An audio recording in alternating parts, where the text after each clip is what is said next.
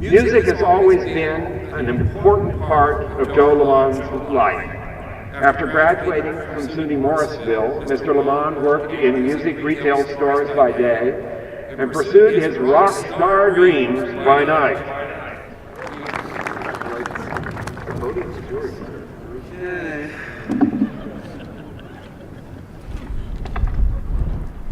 Thank you, President Schwaller, Provost Madden, members of the College Council, faculty, staff, and especially the students and family, for the great honor of being with you here today.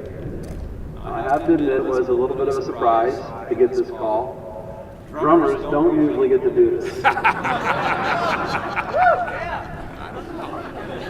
In my experience, the usual way to address the drummer in a suit is, will the defendant please rise?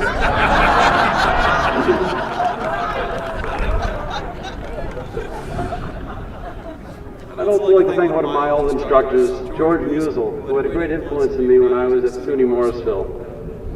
I know each of you here today have a very special relationship with your teachers, and I think you'll find yourself surprised one day to see the influence they'll continue to have on your life. So to all the professors here today, please know how much we appreciate the great impact you have. As President Schwaller said, I'm very fortunate to represent NAMM, the trade organization of the music products industry, $18 billion industry.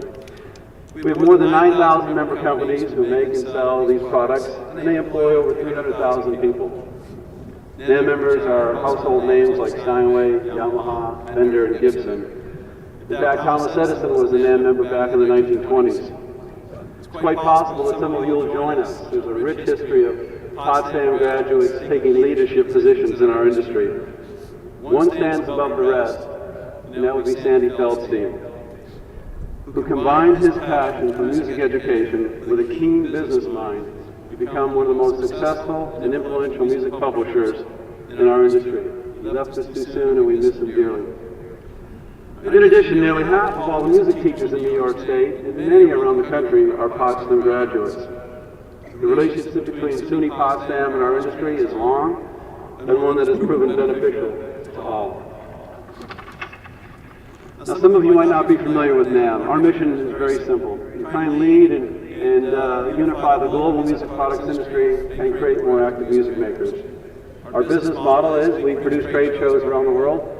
We take excess revenue and reinvest it back into programs and initiatives to strengthen music education, the music business, and to raise public awareness of the benefits of making music for people of all ages.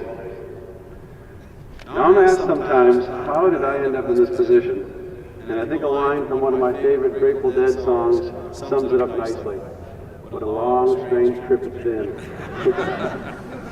So as you enjoy this very special graduation milestone, and contemplate your entrance into the real world, and your parents contemplate not having to write checks anymore, I thought I'd share a few sanitized, abbreviated, and legally approved musings that might be of interest to you.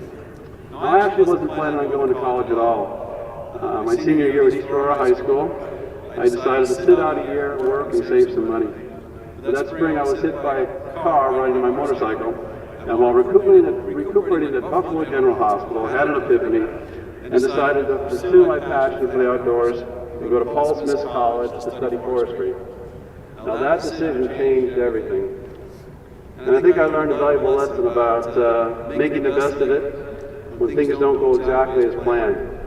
Or as Rahm Emanuel, President Obama's chief of staff, said recently, a crisis is a terrible thing to waste. Paul Smith was a great school. It's actually not too far from here. It's, I think, a little colder than here. But during my freshman year, I came to terms with the two main passions of my life. My love of the outdoors and my love of music. And after getting a glimpse of what my life might be like if I achieved my dream of becoming a forest ranger, versus pursuing the dream of being a rock star, guess which one out? I transferred schools and majors after a year and found myself at SUNY Morrisville. Now I remember being exactly where you are today. It was quite a few years ago, but it seems like just yesterday. I lived off campus my last semester on a lake just outside of town, and I distinctly remember sitting of a patched lake on a beautiful sunny day, thinking about all the changes that were about to occur. Probably some of the same things that have been in your mind this week. You know, I would soon graduate and go out in the real world seeking fame and fortune, but I didn't have a clue where to start. My parents weren't rich or well connected, but that didn't particularly bother me. I just knew that I'd have to make it happen myself. This was 1982, and our country was in the worst economic crisis in ages, much like today. Interest rates were over 20%, and if you can believe it, the unemployment was worse than it is now. It was not exactly the very best time to be entering the workforce. So chasing a girlfriend, I moved to California. Actually, most of all, my major life changes started with that line. Now, wait a second.